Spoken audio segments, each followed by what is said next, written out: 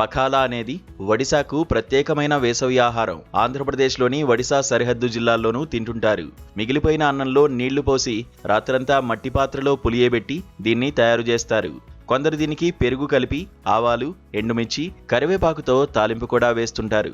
ఆకుకూరల వేపుడు, చేపల వేపుడు వంటి సైడ్ డిష్లతో వడ్డిస్తారు. తక్కువ ఖర్చుతో సులభంగా తయారు చేసుకునే పోషక విలువలున్న ఆహారం కాబట్టి పురాతన కాలం నుంచి ఒడిశా ప్రజలు దీన్ని తింటున్నారు.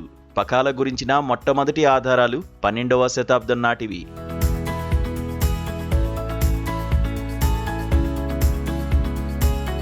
పూరీ జగన్నాథ ఆలయంలో జగన్నాథుడికి దీన్ని నైవేద్యంగా సమర్పించేవారు. రీతూ పట్నాయక్ చెబుతున్న దాని ప్రకారం ఎండలు పెరిగినప్పుడు తినడానికి ఇది ఇప్పటికీ అత్యుత్తమ ఆహారం. ఒడిశా ఎప్పుడూ వ్యవసాయ ఆధారిత ప్రాంతం.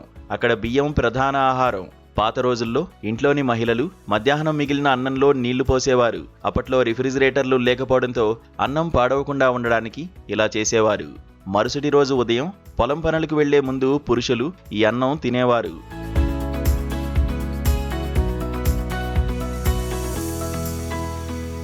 పఖాలా వారికి కావాల్సిన శక్తిని ఇవ్వడమే కాకుండా మధ్యాహ్నం ఎండవేడిని తట్టుకునేలా చేసేది.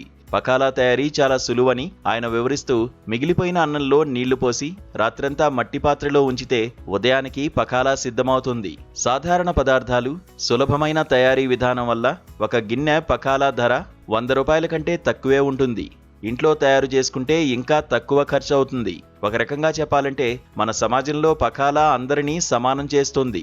హోదా, ఆదాయం లేదా నేపథ్యంతో సంబంధం లేకుండా ప్రతి ఒక్కరికి ఇది అందుబాటులో ఉంటుంది. అందరూ దీన్ని ఇష్టపడతారు. ఒడిశా సామాజిక సాంస్కృతిక జీవనంలో పఖాలాది విడదీయలేని భాగం. కొత్త ఉద్యోగం, కొత్త ఇల్లు లేదా కొత్త బంధం, ఇలా ఏ శుభకార్యం ప్రారంభించే ముందైనా ఒక గిన్నె పఖాలా తినడం అక్కడ ఆనవాయితీ.